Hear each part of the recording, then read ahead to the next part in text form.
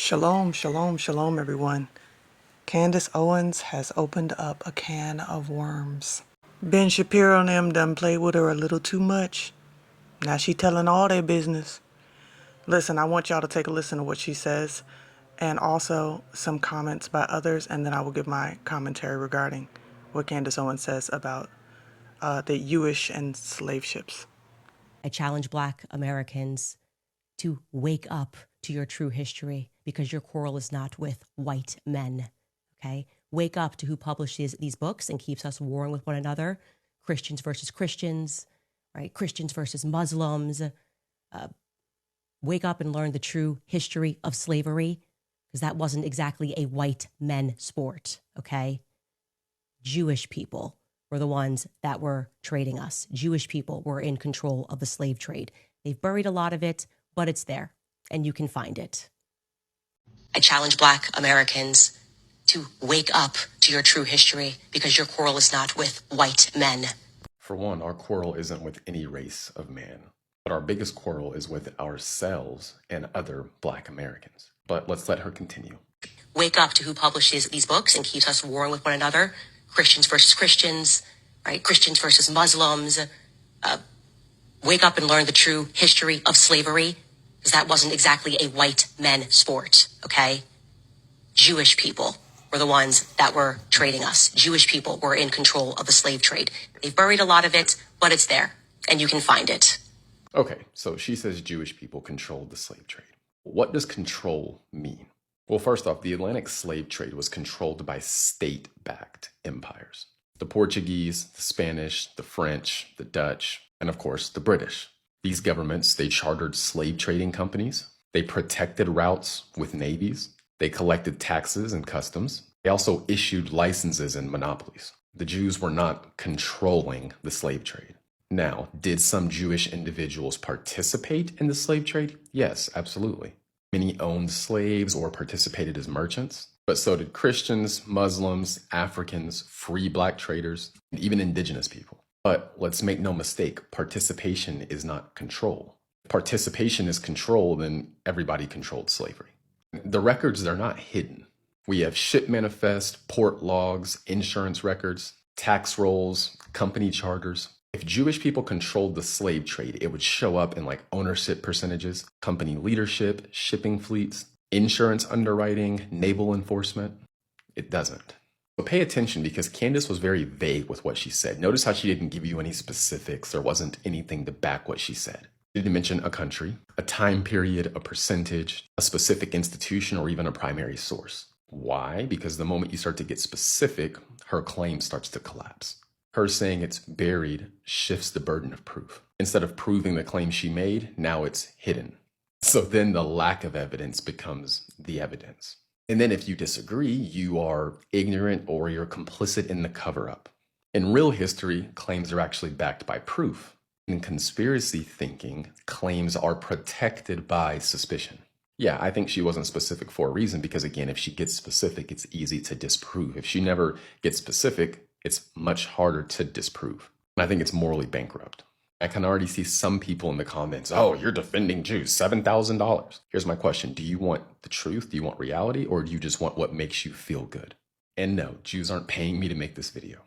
I'm calling out lies, and I don't think Black Americans should be listening to Candace Owens. The history of slavery, all the ships that were used to transport slaves were via the East India Company in England, and they were all Jewish owners. Right. And those slaves were Jews. The economic value of 4 million slaves in 1860 was $1,000 per person on average, $4 billion in total. In 1630, 300,000 white people were shipped from England as slaves. That's a thing that we hear a lot, like, hey, it wasn't just Black people, it was the Irish, it was white people. And again, it's not a competition, but if you look at the history in totality, it wasn't white versus Black. And we have a culture now that has been seeded for so long to condition us that it's white versus Black, and you have hate crimes and you have all this racial tension. But if we really just looked at the wider scope of slavery, you can just see, well, let's look at the people who actually did the crime and who they did the crime to. And the commonality is they have power, we do not. So maybe if we were more united and not divided, we could point the finger at the right people. You have to go look at who owned the slave ships. And guys, people, they'll do everything they can to tell you it wasn't Jews owning the slave ships. It was Jews owning the slave ships. I've checked. I've looked through the logs, not just the conspiracy stuff. Go look at slave ship logs that are available. Go look at the registrations on the ships. Go look at who was in control of the ports: Charleston, South Carolina, New Orleans, and St. Augustine. Those were the big three. And that's where most of the slaves were coming in. The Southern plantation slave-holding culture was not a Christian, white, Southern United States thing. It was a Caribbean, Jewish way of life.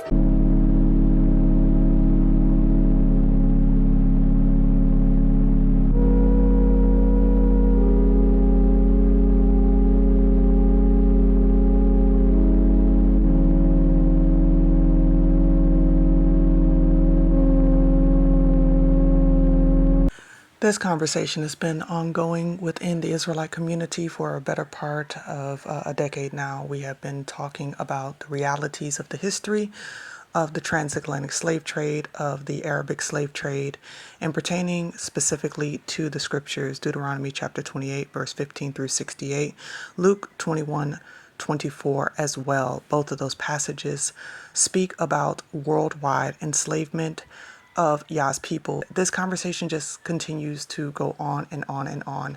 The transatlantic slave trade was assigned as a decree by Pope Nicholas as a papal bull decree, Dum Diversus, and that was specifically from the Roman Catholic Church, and that was blessed and sanctioned by the Protestant Church and led to, of course, the movement of black bodies all over the world, out of West Africa, Sao Tome from the Spanish Inquisition, into Charleston, South Carolina, into Jamaica, as well as into Georgia, into Savannah, Georgia.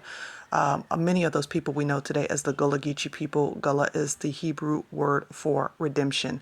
Now, regarding what Candace Owens said about the Jewish people, that is somewhat factual.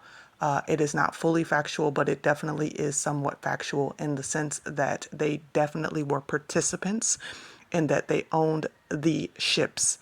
Now, why I said it was somewhat factual, because they did not control the slave trade.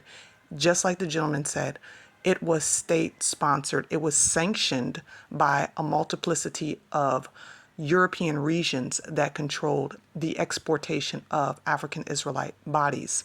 Now, where I will disagree with him on is the minimizing of the Jewish participation in slavery of black bodies, because not only did they control the ships, but they in large part controlled the plantations, and they also funded the KKK. You understand what I'm saying? So they definitely participated and had a lot to do with the slave trade. And as that other gentleman spoke about regarding the Caribbean influence, 100%, and I would know. But, let's talk about Candace Owens really quickly. Let's talk about Candyland.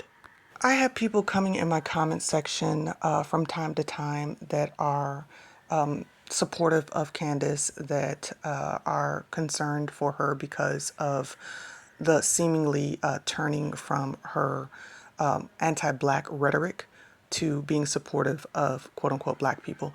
Now, what I will say is that I'm going to continue the stance that I've had about Candyland from day one.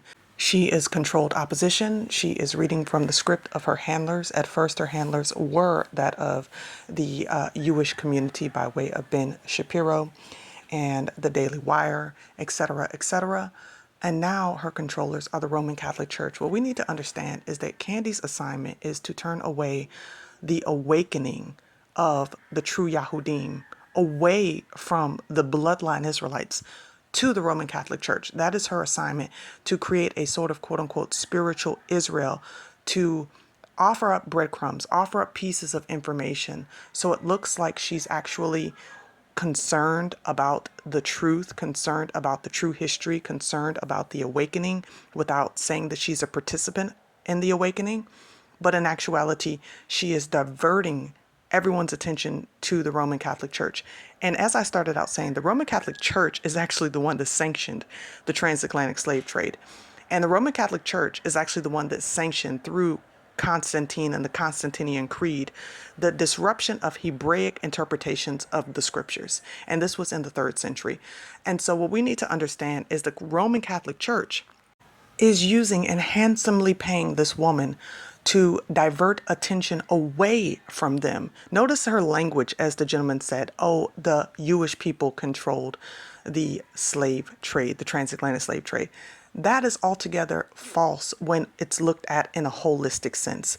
And the reason why she's doing that is because she wants to divert the attention away from the real actors behind all of this, which is the RCC, and put it on different bodies. Now, the truth is that Psalm 83 makes it clear that many nations gathered for the conspiracy to cut off Yasharel from the remembrance of herself.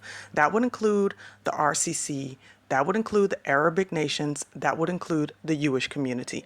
So this thing that she's pulling, remember, she knows that her words are powerful, she knows her influence is powerful, but she is just a puppet in her master's court. So I agree with the gentleman in that we as African Israelites should not be putting our stock in Candace Owens, because she has shown us again and again that she will sell out to the highest bidder. And I think that when she's giving partial information, that's a part of the plan, because she knows that the majority of the people aren't actually going to research to find out the truth. But let me know what you think in the comment section below about everything that she said, as well as the other videos. I know that there was a gentleman there talking about white slavery, which it was not. We already know that that was not slavery. That was indentured servitude that the European bodies, particularly the Irish bodies, had to pay in order to get transported out of Europe in order to receive land in America. Indentured servitude is not the same thing as chattel slavery, so we need to stop that lie right there. But let me know what you think in the comment section below. Like, share, subscribe if you have not already done so, and don't forget to hit that notification bell on your right so you can get all of my latest updates as they come out. And as always, family, be resilient. Get yourself a copy of Israelite, How to Know Your Identity Without Losing Your Savior, and find out the truth.